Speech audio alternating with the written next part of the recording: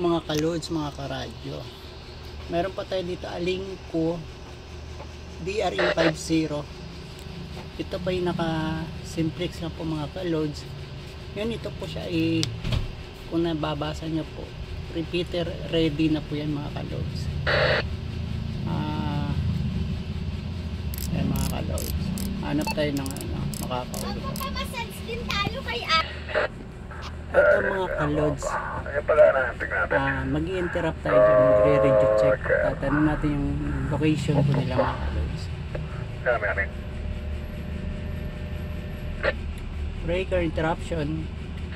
Pagka meron at sabi na punta tayo, dalhin mo yung pangilang mo. Ikaw ang bumulot. Saan? Interruption, break interruption. Go, interrupt. Ayan mga kalods. Good morning po Tito, Delta Yankee 3 Alpha 5 November Valenzuela po. Tito, radio check lang po, location po ako, copy po 123. 3Y3 Alpha 5 November, tama ba? Kahit Mike Lima Whiskey, Marilaw Bulacan. Go, punong-puno. Go. Ayun po Tito. Sige po Tito, maraming salamat po. Nag-radio check lang po.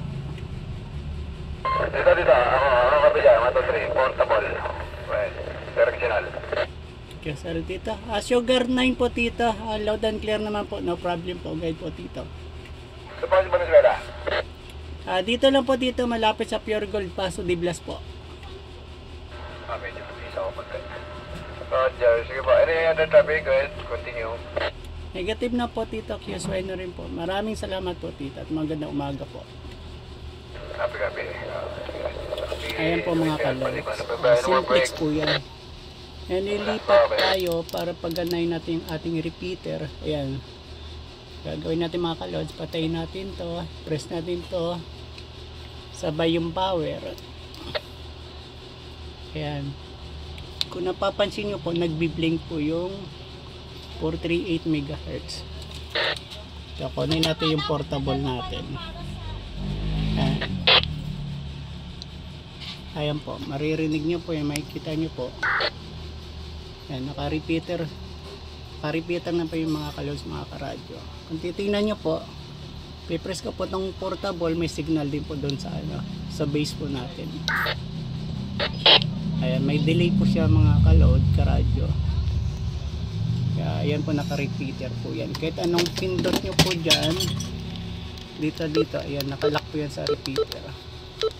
Yung kung gusto nyo pa ibalik ulit sa simplex lang or sa tatanggalin po natin repeater, patayin po ulit natin to, press natin itong dalawa na to, sabay power. Ayan mga kalods, hindi na po siya nagbiblink.